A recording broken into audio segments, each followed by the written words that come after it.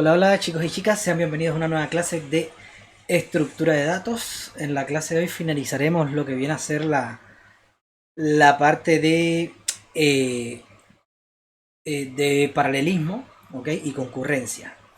Lo que nos queda por ver en los mutex es un problemita que no lo hemos solucionado todavía, ¿ok? Ya les hablé un poco de la estructura, de que no siempre que pongamos un mutex es ya la solución definitiva, sino que a veces tenemos que ponerlo de una manera inteligente, tal que, eh, tal que no nos perjudique el tiempo de ejecución de nuestro programa. ¿Okay? Ahí habíamos visto el ejemplo del balance de la cuenta, que si poníamos un mute general pausaba eh, todas las extracciones hasta que la actual no terminara, y vimos que una manera de solucionar eso es poner un mutex por cada cuenta, ¿ok?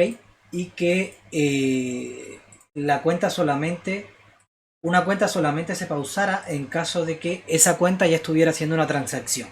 Pero si hay cuentas diferentes haciendo transacciones, que lo hiciera de manera concurrente sin ningún problema. ¿Ok? Eso era lo que habíamos visto. Ahora, con los mutex, además de ese problema, ocurren otros problemas.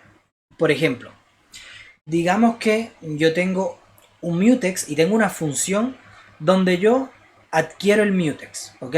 Yo vengo aquí a esta función y yo digo, ok, está abierto el cerrojo, es decir, el recurso del mutex no está adquirido por nadie, no está adquirido por nadie, entonces lo adquiero yo y empiezo a ejecutar mi función. Pero imagínense que dentro de esa función hay un llamado a otra función que también pregunta por el mismo mutex, ¿ya? Y pregunta, ¿el mutex ya está adquirido? Y fíjense que como al principio de esta función ya yo adquirí el mutex, este de acá me va a decir, sí, ya está adquirido. Y lo adquirió el mismo hilo.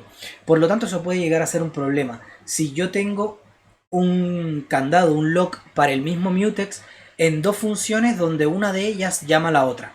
¿Ok? Porque fíjense lo que va a pasar aquí. Esta función, para después desbloquear el mutex, tiene que haber ejecutado todas sus líneas de código. Pero resulta ser que para terminar todas sus líneas de código tiene que pasar por esta función, y esta función, para poder ejecutarse, tiene que adquirir el mutex, cosa que no va a poder hacer porque esta función general nunca va a soltar el mutex hasta que no termine de ejecutarse. Entonces ahí hay como una paradoja, hay como un conflicto. Se nota, ¿no? Es decir, esta función adquiere el mutex y después llama una función interna que necesita adquirir el mutex también. ¿Ok? Entonces, eso es un problema.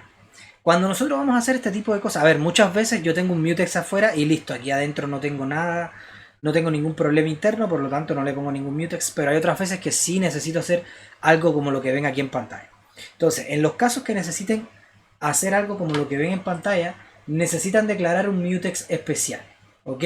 Es decir, no el tipo de mutex genérico que viene en la librería estándar, sino un mutex que es un mutex que se llama recursivo, ¿ok?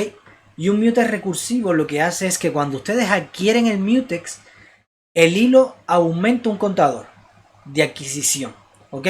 Y si después en otra función del hilo intenta adquirir el mutex de nuevo, lo que hace es que ese contador se incrementa. Pero ojo, solamente para ese hilo. Es decir, si yo llamo a esta función de acá y este mutex fue adquirido por otro hilo, entonces se va a pausar acá. Pero si el mutex fue adquirido por el mismo hilo que está ejecutando esta función, entonces él pasa sin problema. Lo único es que aumenta en 1 el contador del mutex. ¿Ok? Y los mutex que se comportan así se llaman mutex recursivos, mutex de reentrada. Estos que ven aquí, reentran logs. ¿Ok? Los reentran logs están para resolver ese problema.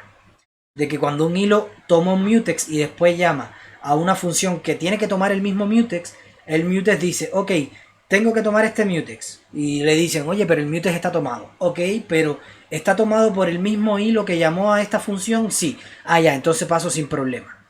Ok, es decir, hay como dos condiciones. O que el mutex no esté tomado, o que el mutex esté tomado, pero esté tomado por el mismo hilo que llamó a esta función. Por lo tanto, si está tomado por el mismo hilo, pasa sin problema, lo único que hace es aumentar el contador. ¿Ok? Y eso me resuelve el problema. Fíjense que la manera en que se declara eso, en vez de declarar un mutex, se declara un recursive mutex. El recursive mutex, cuando el mismo hilo ya sigue adquiriendo el mutex, no va a dar problema. El mismo hilo puede adquirir el mutex tantas veces como quiera. Lo que pasa es que después para soltarlo, tiene que soltarlo las mismas veces que lo adquirió. ¿Ok? Porque a medida que va soltando el mutex, lo que va a hacer es que el contador va a ir disminuyendo. ¿Ok? Entonces el mismo hilo puede adquirirlo todas las veces que quiera, pero después tiene que soltarlo las mismas veces que lo adquirió. ¿Ok? Para que lo pueda adquirir otro hilo. Y eso es un recursive mutex. Ya, no sé si quedó claro. Es decir, el problema es básicamente eso. Que puede haber un deadlock. Deadlock se llama cuando yo llego a un momento que tengo que adquirir un mutex y ese mutex nunca se va a liberar.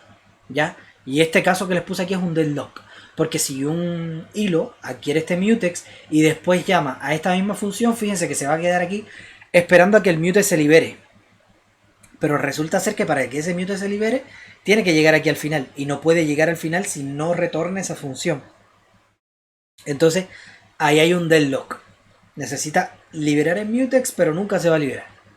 Ya, entonces ahí llegamos como a esa paradoja. Y la manera de solucionarla es con un mutex recursivo. Con un recursive mutex. Entonces cuando pongo un recursive mutex, cuando viene acá dice, ok, como fue el mismo hilo, lo vuelvo a adquirir sin ningún problema, pero después aquí tengo que soltarlo y acá lo vuelvo a soltar. Entonces cuando ya lo solté dos veces, como lo había adquirido dos veces, se libera el mutex completamente y lo puedo adquirir otro hilo. ¿Ya? Pero si yo lo adquirí acá, lo adquirí y lo solté acá, fíjense que se adquirió dos veces, pero se soltó solo una vez. Por lo tanto, tiene que soltarse de nuevo para que lo pueda adquirir otro hilo. Es decir, este hilo puede adquirirlo tantas veces como quiera, pero después tiene que soltarlo la misma cantidad de veces que lo adquirió. ¿Ok? Se entendió el problema y lo que resuelven los mutes recursivos, ¿no? O los mutes de reentradas también le llaman. Ya, ok. Básicamente eso. Ahí el tema del logware, eso ustedes los van a ver en la ayudantía. No sé si ya lo vieron, pero deberían verlo en la ayudantía. Cómo funciona el logware. Bueno, el mutex ustedes lo declaran así. Recursive mutex si quieren que tenga el comportamiento este del que les hablé. Pero si quieren que no tenga ese comportamiento, simplemente le ponen mutex, sin recursive delante. Así es como se declara un mutex. En este caso se está declarando un mutex general, pero recuerden que ustedes pueden declarar un mutex interno para cada clase, un arreglo de mutex, un puntero a mutex, todo lo que ustedes pueden hacer. Esto es un tipo de variable nomás. ¿Ok? Y los lock son la manera en que yo adquiero el mutex. ¿Ok? Entonces están los logware y están también los unitlock. Tienen un comportamiento levemente diferente, pero la función es la misma, adquirir un mutex y después soltarlo. ¿Ok? Lo único que es que los logware lo adquieren en un momento y lo sueltan en otro momento, mientras que los unitlock ustedes tienen que decirle cuándo quieren adquirirlo y cuándo quieren soltarlo. ¿Ok? Pero es lo mismo. Aquí, por ejemplo, cuando entra esta función, lo que hace es que adquiere este mutex. Y cuando sale de la función, lo suelta. Pero bueno, eso lo van a ver ya más en detalle. Es decir, se suelta al destruirse el logware. El logware es uno que al crearlo, es decir, aquí lo creé. Entonces, por lo tanto, ahí adquiere el mutex. Y después cuando se destruye, fíjense, como eso está declarado en la pila, fíjense que no tiene ningún new. Como no tiene ningún new, no está declarado en el heap. Como está declarado en la pila, una vez que salga de la función, se va a destruir. ¿Ya? Si yo lo hubiera declarado este logware con un new, entonces para destruirlo tengo que hacerle un delete. Un delete después. Y cuando le hago el delete, se suelta el mutex. Sin embargo, si yo aquí en vez de logware declaro un unitware, un unitlock, yo puedo decir cuándo quiero adquirirlo y cuándo quiero soltar el mutex.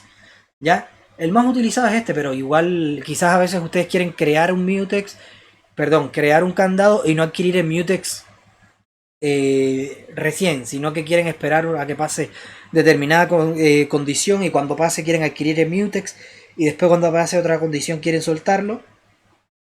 En esos casos quizás les es más conveniente un unitlock. Pero cuando ustedes tienen como una función que quieren declararla como región crítica, simplemente declaran un logware acá arribita y ya cuando salga de la función, él solo se va a destruir y va a soltar el mutex. Es como la manera más fácil y la más utilizada. Es como poner un logware dentro de una función y poner esa función como parte de la como parte de la región crítica. Ok, básicamente eso era lo que nos faltaba por ver en la parte de memoria compartida, que era este problema de cuando un hilo se puede parar a sí mismo y llega a un deadlock. Ok, entonces vamos a hablar un poquitito del paralelismo fork join. Ok, aquí vamos a hablar más que nada del concepto. El paralelismo fork join, más que nada es cuando yo tengo un trabajo y yo lo divido en hilos que operan en paralelo, es decir, que hacen cosas que no comparten información. ¿Ok? Es decir, este hilo, fíjense, yo quiero sumar un arreglo. Por lo tanto, este hilo suma el primer cuarto, este hilo suma el segundo cuarto, este tercer cuarto y este el cuarto cuarto. Por lo tanto, son disjuntos cada uno de los hilos, no comparten información. Este hilo no está accediendo a información que necesita este otro hilo. Por lo tanto, al no compartir información, que no es lo que pasaba acá esto tenía un problema porque si los hilos están compartiendo información, es decir, la información de las cuentas, están compartiendo información. Pero en el caso del fork join, yo tengo trabajos donde los hilos no comparten información. Cada hilo puede trabajar por su cuenta. Como diría aquí en Chile, cada hilo a su bola, ¿no? Cada hilo haciendo lo que ellos quieran, sin interrumpirse uno con otro. No tienen como datos compartidos, ¿ok? Entonces, en ese caso yo puedo hacer un fork join. ¿Qué quiere decir un fork join? Bueno, fork, la palabra fork en inglés quiere decir tenedor, ¿ok? Quiere decir tenedor, pero también se le llama bifurcación. Precisamente al tenedor se le llama fork porque es como...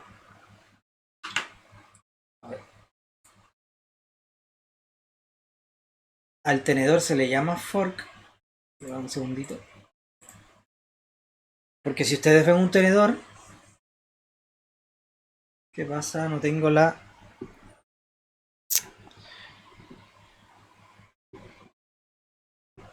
Deme un segundito a ver si conecto. A ver si conecto la pizarrita. Me da un segundo. Tengo el cable.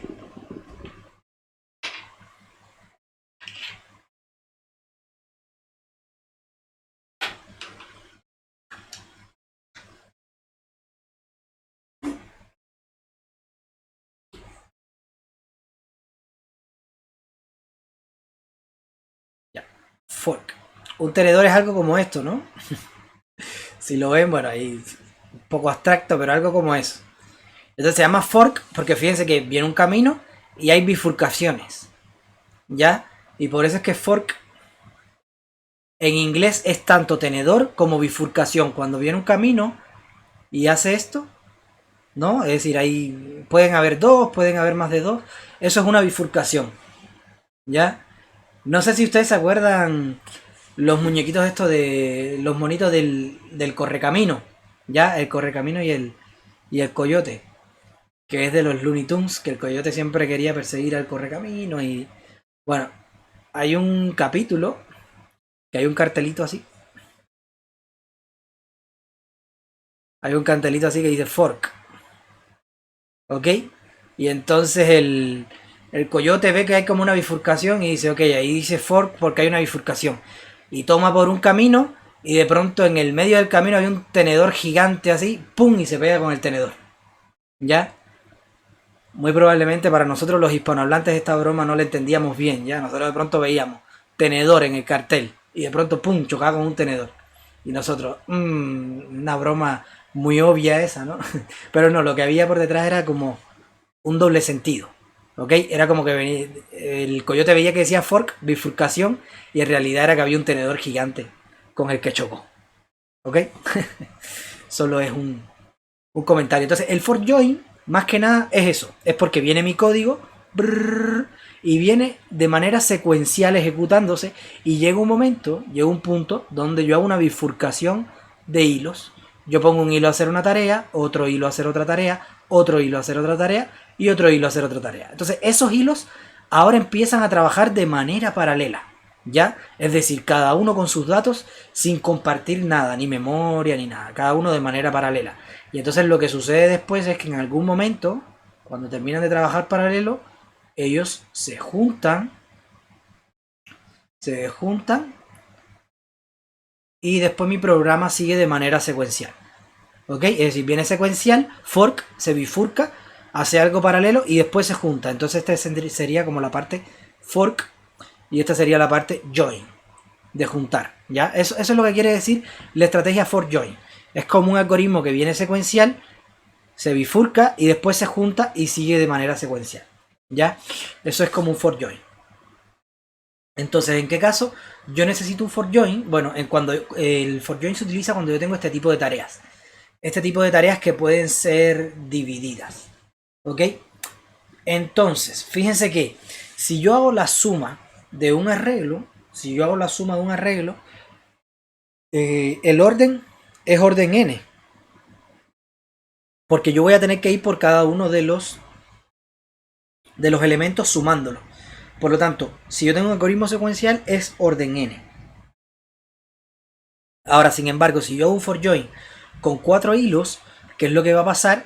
Que cada hilo va a ser n sobre 4 operaciones. ¿Ya? Y como van a estar de manera paralela, es decir, el primer hilo va a ser n sobre 4 operaciones, va a sumar n sobre 4 elementos, el segundo va a ser n sobre 4, n sobre 4 y n sobre 4. Y como todos ellos van a trabajar de manera paralela, toda esta información yo la hago en un tiempo n sobre 4. Porque ellos están trabajando a la misma vez. ¿Ok? Entonces lo que pasa es que cuando yo llego al final, yo tengo 4 valores. 4 valores. ¿Cuáles son esos 4 valores? El que me devolvió este primer hilo, que es la suma del primer cuarto, la suma del segundo cuarto, la suma del tercer cuarto y la suma del último cuarto. Entonces tengo que sumar esos 4 números y la suma de esos 4 números se hacen 3 operaciones. ¿Ya? 3 operaciones. Es decir, el primero con el segundo, el que me dé el resultado de acá con el tercero y después el resultado de acá con el cuarto. ¿Ok? Son 3 operaciones. Por eso es que aquí dice que si tengo 4 hilos es n sobre 4, lo que se demora un hilo en recorrer un cuarto del arreglo, más 3 operaciones que es la suma de los 4 resultados. ¿Ok? Entonces fíjense que bajamos de orden n. Bueno, aquí en realidad tenemos de orden n a orden n, pero en un término práctico nos estamos demorando un cuarto del tiempo que nos demoramos acá. ¿Ya? En términos cuartos. En términos prácticos. En términos asintóticos va a ser lo mismo, ¿no? Un orden n con un orden... por ejemplo, demorarme n que demorarme n entre 4. En tiempo con tiende infinito. Pero en términos prácticos, n entre 4 va a ser 4 veces más rápido que n. ¿Ok? Entonces igual el paralelismo aquí me sirve mucho, el for join. Pero ojo, un for join no tiene sentido ocuparlo siempre. Tiene sentido ocuparlo cuando los hilos no comparten información. Hacemos un fork, le damos esta primera parte a un hilo, esta segunda a otro, esta a otro y esta a otra. Y después hacemos un join y el join lo que hace es este resultado lo suma con este, lo suma con este y lo suma con este. ¿Ya? Entonces es algo como esto. ¿Ok? El for join básicamente es eso, viene secuencial, se divide y luego que cada hilo termina de calcular sus resultados, se juntan y ahí se calcula el resultado general. Eso es un esquema for join. ¿Ok? Entonces, acá, ojo, acá hacerles una acotación pequeña. Si ustedes tienen 4 procesadores, la mejor manera de pensarlo no es, ok, tengo 4 procesadores, entonces voy a hacer 4 hilos para que se le asigne uno a cada procesador. No. Es decir, eso sería cierto si su procesador estuviera solo ejecutando su programa, pero su procesador tiene un sistema operativo, tiene varias cosas corriendo en segundo plano. Por lo tanto, siempre es mejor tener un poquito más de hilo que procesadores. Ahora, tampoco es que hagan 200 hilos, porque entonces lo que van a hacer es crear un overhead muy grande que va a hacer que la administración de los hilos sea bien complicada. ¿Ok? Entonces hay que buscar como un balance. Un poquito más de hilo que la cantidad de procesadores para que hayan varios hilos que estén en cola, ¿ok? Y no esté como solamente ejecutando procesos de segundo plano, sino que también ejecute varios hilos de su programa, ¿ya? Entonces, por ejemplo, si tienen 4 procesadores, crear unos cuantos hilos más que procesadores, es decir, que si tienen 4 procesadores, crear unos quizás 6, 7 hilos, ¿ok? Ahora, eso me resuelve el problema quizás de no sé, de tener solamente 4 hilos y que no poder sacarle tanto potencial porque van a haber aplicaciones en segundo plano y entonces van a haber hilos míos que van a estar esperando por otros hilos míos, ¿ya? Sin embargo, si tengo varios hilos más que procesadores, muy probablemente las aplicaciones que están en segundo plano dicen, oye, tiene varios hilos ahí esperando, así que no voy a hacer a todos los hilos esperar por este, sino que le voy a sacar una aplicación de segundo plano y le voy a dar otro hilo, ¿ya? Porque se ve que tiene varios hilos. Entonces eso me permite solucionar un poco el problema este. Pero a medida que tengo más hilos que procesadores, se genera otro problema, ¿ya? Que fíjense en esto.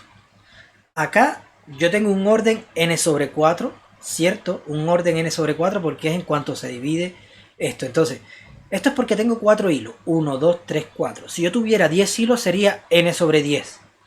¿Ya? Si tuviera k hilos serían n sobre k. Si yo tuviera k hilos ejecutándose a la vez sería n sobre k. N sobre k. Pero hay un problema. Hay un problema, ¿no? Que es el siguiente. Ok, este de acá va disminuyendo. Pero la constante que se le suma aquí al final, fíjense que siempre va a ser la cantidad de hilos menos 1. Porque si yo tengo 4 hilos, entonces tengo que sumar 4 elementos al final. Lo que me devuelve este, con lo que me devuelve este, con lo que me devuelve este, con lo que me devuelve este. Si tengo 100 hilos, tengo que sumar lo que me devuelve cada uno de los 100 hilos.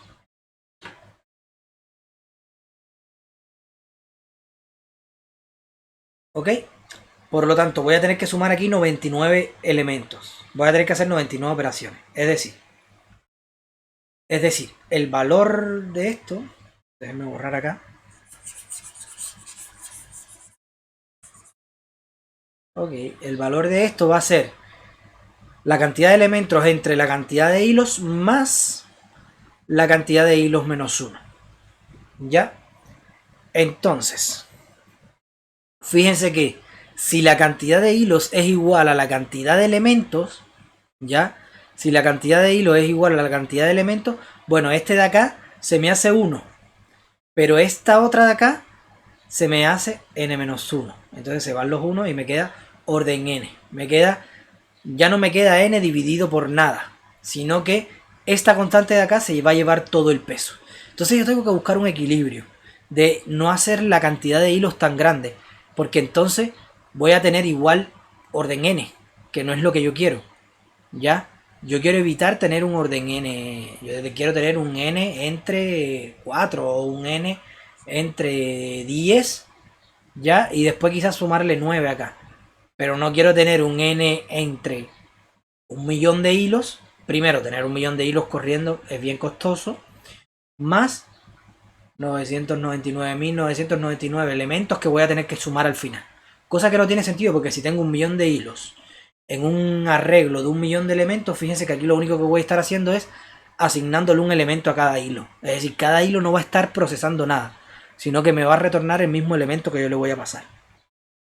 Y no es la idea. Por eso hay que buscar un balance entre la cantidad de hilos para que este orden se me haga lo más pequeño posible y que esta constante, es decir, el overhead que me da el join, no me incremente tanto. ¿Ok? Es decir, que esta parte de acá no sea tan costosa, el join. Fíjense, cuando yo estoy sumando elementos de un arreglo, este join, si yo tengo en cada hilo estoy sumando solamente 2 elementos, si esto cada hilo se va a ejecutar la parte paralela, lo va a ejecutar súper rápido. Pero después el join va a tener que sumar muchísimos elementos. Entonces yo tengo que ver que esta parte, buscar como un balance para que esto de acá paralelice lo máximo posible, pero que después el join no sea demasiado costoso computacionalmente. ¿Ok? Entonces hay que buscar ese balance. Ya, entonces, bueno, lo que les digo, mientras más hilos tienen, la suma de los resultados, en vez de ser O de 1, es O de n porque el join es bien costoso. ¿Ya? Y crear infinitos hilos perjudicaría el desempeño del programa, porque nuestro CPU tiene que administrar los tiempos que le asigna a cada hilo. Entonces, mientras más hilos tenga, la gestión esa se hace más complicada. Es decir, es como si usted, lo que hablábamos de los cocineros la otra vez. Si usted tiene 3 cocineros dentro de una cocina, usted los puede administrar bien fácil. Pero si ahora tiene 2000 cocineros, es complicado ya, ¿no? Es decir, usted tiene que decir, ok, este cocinero 200 milisegundos, pero no puedo darle mucho tiempo porque tengo que tener otro cocinero. Entonces, se hace muy costoso. Igual traspasarle el mando de un hilo a otro no es orden 1. Es decir, tiene su costo. Cambiar de un hilo a otro tiene su costo. Entonces, si tengo muchísimos hilos, tengo que estar haciendo cambios de hilo constantemente. Entonces, lo que voy a ahorrar en paralelismo lo voy a perder en la administración de hilos. Entonces, aumentar mucho la cantidad de hilos es perjudicial también. Y tener poca cantidad de hilos también es perjudicial porque no voy a estar aprovechando mucho el paralelismo que me pueden dar mis procesadores.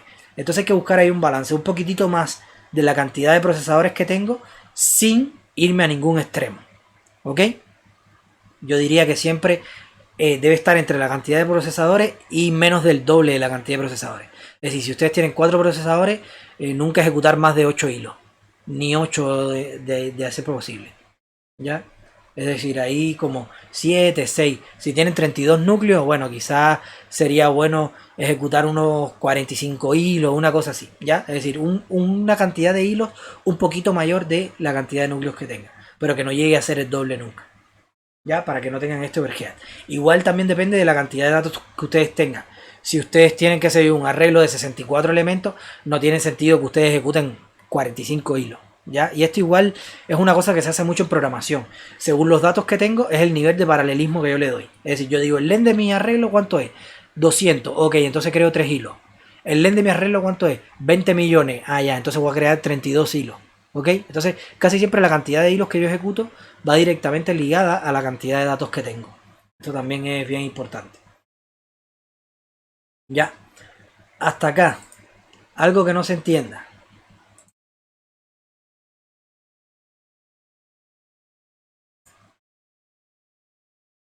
Yo voy hablando bien rápido porque pienso que se ve entendiendo todo. Veo que en el chat no me han hecho ninguna pregunta hasta ahora.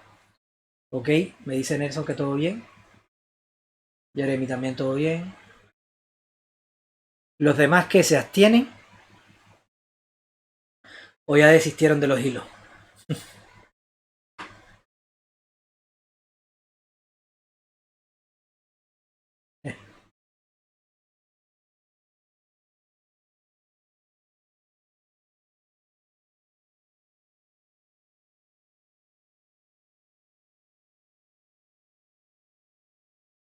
¿Es una manera de decir que a ti se te fue la luz o es realmente literal que se te fue la luz? A ver, es que aquí en el chat me pone, a mí se me fue la luz. Entonces, ah, ya, literal. Si no, como acá a veces tienen dicho, tienen dichos que a veces yo no entiendo. Ya. Y bueno, a lo mejor se le fue la luz es que hubo un momento que dejó de entender y ya se perdió.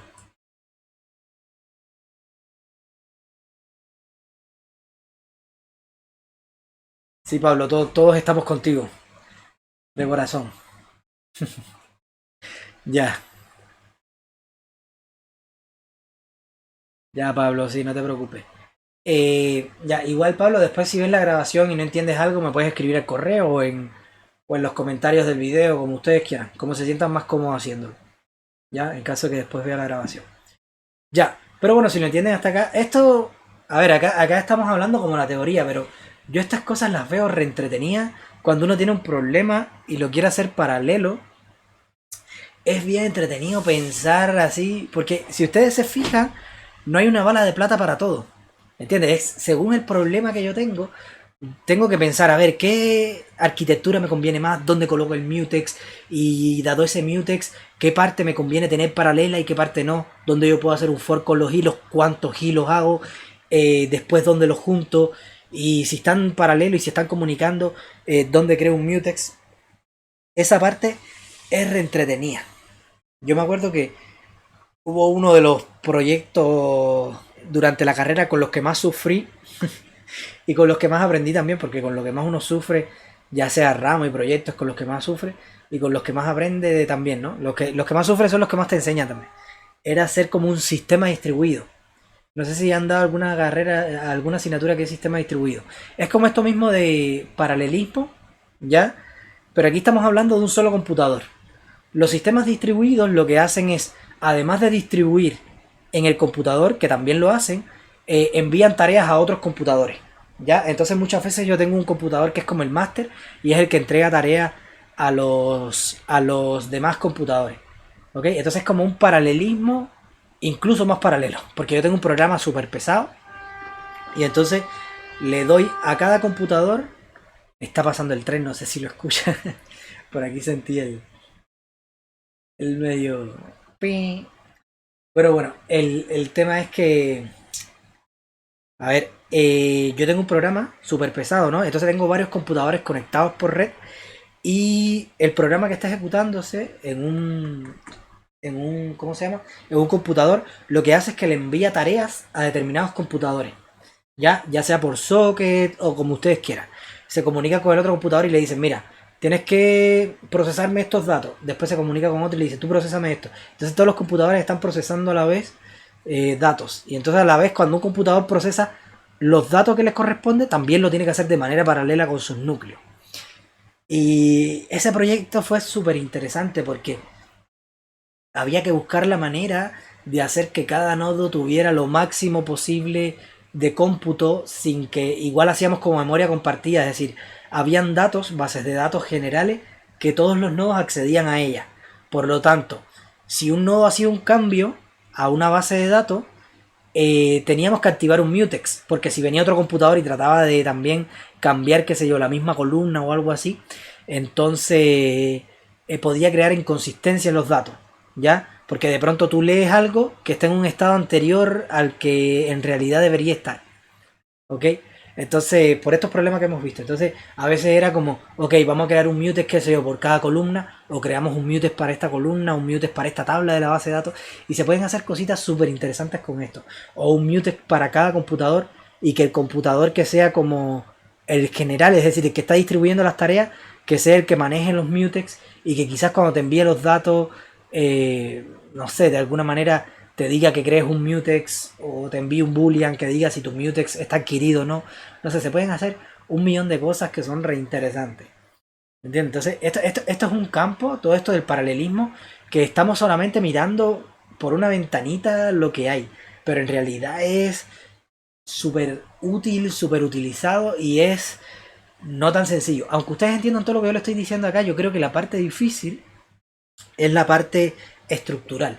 La parte que uno tiene un problema y dice, ok, este es mi problema. Entonces, ¿cómo yo puedo aplicar todo lo que sé de la mejor manera para que se paralelice óptimamente y corra súper rápido? ¿Ok?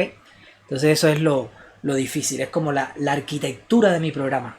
Aquí en las cosas estas de paralelismo, yo creo que las arquitecturas de los programas así, donde poner el mutex, todo eso, es lo más difícil y lo más entretenido a la vez.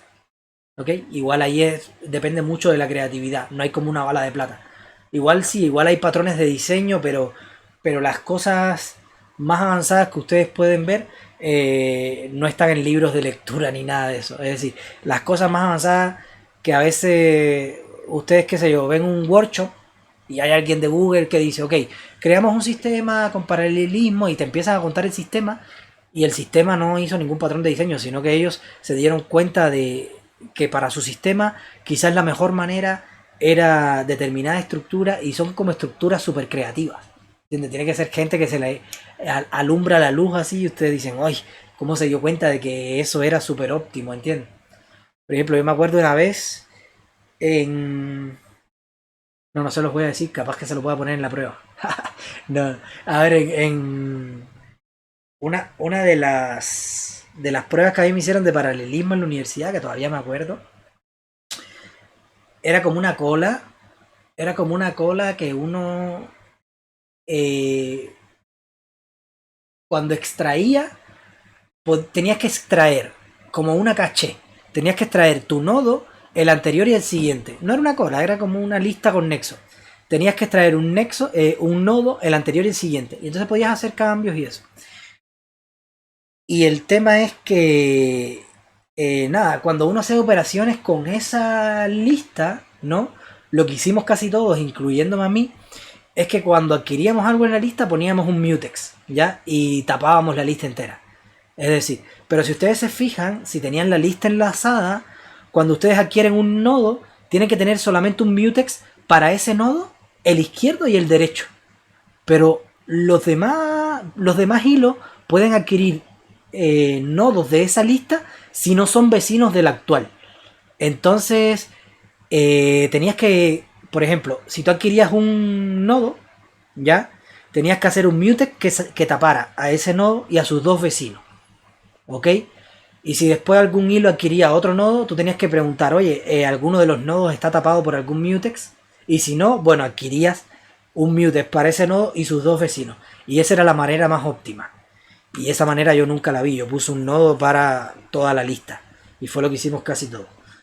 Pero cuando me contaron la respuesta, vi la luz y entendí por qué era así. De verdad que es mucho más óptimo, ¿no?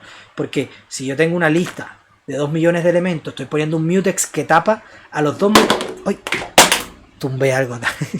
Bueno, no importa. Si pongo un mutex que tape a toda la lista, ya estoy quizás privando a otro hilo de procesar 3 nodos sin que solapen a los que yo estoy procesando ahora.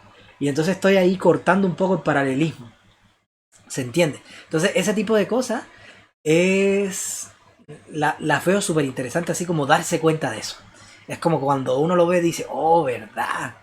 Y lo puede implementar y después lo implementé, lo corrí y me di cuenta que con una lista cuando se agrandaba mucho, sí era mucho más rápido poner un mutex que tapara solo al elemento actual y sus dos vecinos. Era mucho más rápido, pero mucho así, demasiado. Ya, entonces es solo un ejemplo para que sepan las maneras en que ustedes pueden utilizar todo esto. Ok, entonces vamos ya a lo último, que vendría a ser el paralelismo con dividir para conquistar. Ya ustedes saben lo que es dividir para conquistar, eso lo deben haber visto en la parte de recursividad. Ok, dividir para conquistar es cuando ustedes tienen un problema y lo dividen en problemas más chicos. Por ejemplo, yo quiero hacer una búsqueda en un arreglo, quiero saber si hay un elemento y yo digo, ok, tú quieres saber si hay un elemento en este arreglo, entonces voy a preguntar si está en la primera mitad o si está en la segunda mitad. Si está en la primera mitad o en la segunda mitad, entonces digo que sí está. Si no está en ninguna de las dos, digo que no está. Entonces ahí fíjense que tomé el arreglo completo y lo dividí en dos partes. Lo dividí en dos problemas más chicos. Un problema que es buscar el elemento en la primera mitad y otro problema que es buscar el elemento en la segunda mitad. Entonces, dividí para conquistar. ¿Ok? Entonces, después fíjense que cuando yo vaya a buscar el elemento en la primera mitad, ese también va a dividir el problema. Y así se va a seguir dividiendo hasta que yo llegue a un arreglo de un solo elemento. Entonces, cuando tengo un solo elemento, yo digo, ok, este elemento es el que estoy buscando, sí, bueno, entonces sí lo contiene. No, entonces no lo contiene. Entonces eso se hace en una recursividad hacia abajo, algo como lo que ven acá. ¿Ya? Si el rango de mi arreglo es un elemento, retorno el elemento si lo encontré o no. ¿Ya? Si no, yo creo... no, esto lo que está haciendo aquí es sumar. Sumar. ¿Ya? Es decir, si el rango es un elemento, la suma de todos los elementos de un arreglo que tiene un solo elemento es el propio elemento. Es decir, si yo tengo un arreglo que tiene un elemento que es 5, entonces la suma es 5. ¿Ok? Si tengo un arreglo que tiene un 10, la suma es 10. ¿Ya?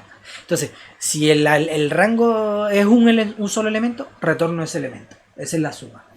Y si no, yo creo dos hilos y mando al primer hilo a sumar la parte izquierda y al segundo hilo a sumar la parte derecha.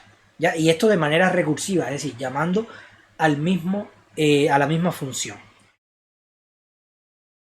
Y luego aquí abajo lo que hago es sumar el resultado del primer hilo y el resultado del segundo hilo. Entonces fíjense que lo que va a estar haciendo eso es algo como lo que ven acá. Es decir, ustedes quieren sumar este arreglo, entonces le dice un hilo, oye, hilo 1, encárgate de sumar la primera mitad. Y le dice al hilo, encárgate tú de sumar la segunda mitad. Entonces a su vez este hilo dice, ok, voy a crear un nuevo hilo que va a sumar mi primera mitad, voy a crear otro que suma la segunda mitad, y así se van a seguir dividiendo en hilos hasta que llegue un hilo que encuentra un arreglo de un solo elemento, entonces devuelve el elemento, no crea más hilos, sino que devuelve el elemento. Este devuelve el elemento y luego este hilo de acá suma los dos resultados, este devuelve el elemento, este devuelve estos dos elementos, suma los resultados y devuelve la suma. Entonces este suma este elemento y la suma que devolvió acá y devuelve esa suma. Este devuelve la suma y luego este de acá va a devolver la suma que le devolvió este más la suma que le devolvió este. Entonces aquí va a estar toda la suma de la primera mitad. Y lo mismo para esta segunda parte, cuando llegue acá arriba va a estar la suma de la segunda mitad. Entonces se van a sumar esas dos cosas. Entonces, el algoritmo secuencial lo que voy a hacer es sumar cada uno de los elementos. Y en el algoritmo paralelo es O log de n. O log de n. ¿Por qué? Porque va a venir logarítmico hacia acá abajo. ¿Ok? Es decir, cada hilo, ¿cuántos hilos se van a crear? Fíjense que esto se empieza a dividir aquí de manera binaria. Es decir, esto es como si fuera una división, un árbol binario. Entonces la altura de este árbol, como máximo, va a ser logaritmo de n. ¿Ya? Por lo tanto, la cantidad de operaciones que yo voy a hacer aquí va a ser la altura de este árbol, que va a ser logaritmo de n. ¿Ok? Porque yo aquí siempre voy a dividir, a dividir, a dividir, y luego voy a sumar. ¿Ok? Entonces, en el caso del algoritmo secuencial va a ser O de n y en el caso del algoritmo paralelo va a ser O log de n. En este caso el tamaño del arreglo y en este caso la altura del árbol.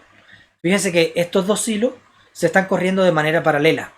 Al igual que estos 4 hilos se están corriendo de manera paralela y estos se están corriendo de manera paralela y estos también. ¿Ya? Es decir, estos de manera paralela es una operación, 2 operaciones, 3 operaciones, 4 operaciones, 5 operaciones. Por eso es que la cantidad de operaciones es la altura del árbol. Porque cada nivel es una sola operación. Porque se están corriendo supuestamente de manera paralela. ¿Ya? Y entonces, así es como yo lo puedo hacer con dividir para conquistar. Los mismos algoritmos que ustedes vieron en recursividad, ya que dividían un algoritmo en dos partes chiquititas, pero llamaban a la misma función, ahora lo que van a hacer en lugar de llamar a la misma función es llamar a un hilo, ya que se ejecute con la misma función. Es decir, lo mismo de la recursividad, pero ahora en vez de llamarlo en el mismo proceso, crear un hilo para hacer ese llamado. Y entonces eso permite de que este dividir para conquistar se ejecute de una manera mucho más rápida. ¿Ok? Entonces, por ejemplo, cuando nosotros calculábamos, no sé si se acuerdan, nosotros podíamos hacer un dividir para conquistar para calcular la altura de un árbol, ¿ya? O para calcular 1000 cosas en un árbol. Eso lo podemos hacer de manera paralela, utilizando dividir para conquistar en hilos diferentes. Y con eso, bueno, ahí fíjense que me quedaría mucho más rápido porque estaría todo corriendo de manera paralela, ¿ya? Y con eso, chicos, terminaríamos todo lo que viene a ser el paralelismo, la concurrencia. No sé si tienen alguna duda. Yo por mi parte el video lo voy a terminar acá. Los que estén viendo el video ya saben, pueden escribir a mi correo, pueden escribir en los comentarios como más cómodo se sienta.